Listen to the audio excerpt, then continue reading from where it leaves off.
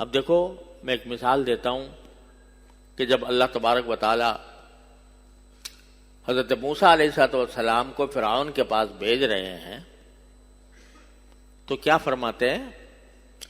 فرماتے ہیں جا کر حضرت موسیٰ حضرت ہارون علیہ السلام دونوں کو بھیجا فرعون کی اصلاح کے لیے، تو فرمایا کہ قولا لہو قولا لینا، ان سے جا کر نرمی سے بات کرنا، لعلہ یتذکر او یخشی، شاید وہ نصیحت قبول کر لے اور خدا کا خوف آ جائے اس کو۔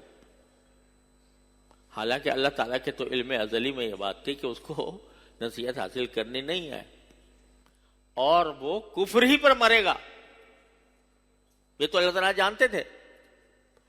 لیکن موسیٰ علیہ السلام اور ہارون علیہ السلام سے فرمایا کہ تم اپنے دل میں یہ امید رکھو کہ لعلہ یتذکر او یخشی۔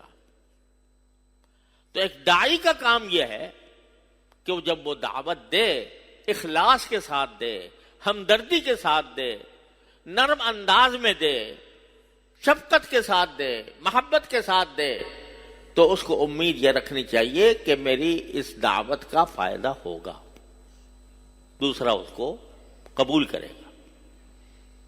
تو یہ اس شخص کا کام ہے جس کو ہاتھ سے برائی مٹانے کا اقتدار حاصل نہیں ہے، تو اس سے کہا گیا کہ زبان سے تو کم از کم کہہ دو، اس کو سمجھاؤ کہ بھائی یہ گناہ کا کام ہے، حتی الامکان روکو۔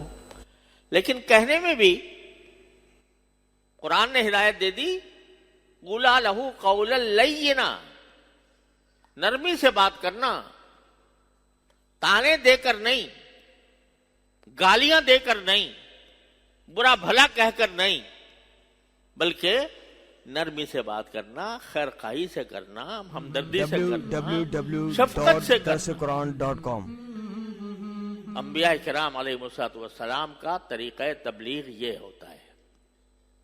یہ نہیں کہ آپ نے کھڑے ہو کر اس پر غصہ کرنا شروع کر دیا، اس کو برا بھلا کہنا شروع کر دیا، یہ کیا کر رہے ہو تم، فاسق و فاجر آدمی ہو۔ یہ دعوت نہیں ہے، یہ غلط ہے، یہ پیغمبروں کا طریقہ نہیں۔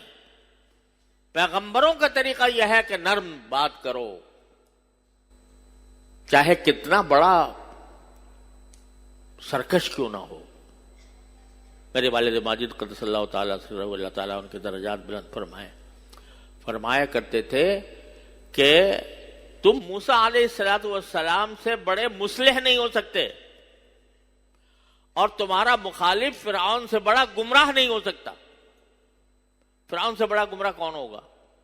جو خدائی کا دعوے دار تھا، جو کہتا تھا میں خدا ہوں، اس سے بڑا گمراہ کون ہوگا؟ تو تمہارا مخالف جو ہے وہ فرعون سے بڑا گمراہ نہیں ہو سکتا، تم موسیٰ علیہ السلام سے بڑے مصلح نہیں ہو سکتے، مگر ان کو بھی کہا جا رہا ہے کہ قولا لہو قولا لینا، نرمی سے بات کرنا۔ تو جو امت کو پیدا کیا گیا ہے دوسروں کے لیے، وہ اس لیے کہ اپنے ساتھ وہ دوسروں کی بھی فکر کرے۔ دوسرا اگر جہنم کی طرف جا رہا ہے، اللہ تعالیٰ کی معصیتوں میں مبتلا ہے، تو تم میں سے ہر ایک کا فرض ہے، صرف علماء کا نہیں، صرف اولیاء کا نہیں، صرف صوفیاء کا نہیں، صرف جماعت تبلیغ کا نہیں، ہر انسان کا فرض ہے کہ وہ اس کو نرمی سے روکے، بھائی یہ کام برا ہے چھوڑ دو۔ تو اس طرح تمہیں پیدا کیا گیا دوسروں کے لیے۔ اب اس نقطہ نظر سے ہم اپنا جائزہ لیں کہ ہم اپنا یہ فریضہ کتنا ادا کر رہے ہیں۔ ہمارے سامنے برائیاں ہوتی ہیں، گناہ ہوتے ہیں، لیکن ہمارے دل میں یہ جذبہ پیدا نہیں ہوتا کہ اس کو کسی طرح ہم مٹا دیں۔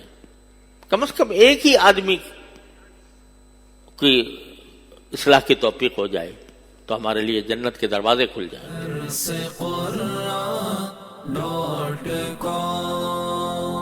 www.darsequran.com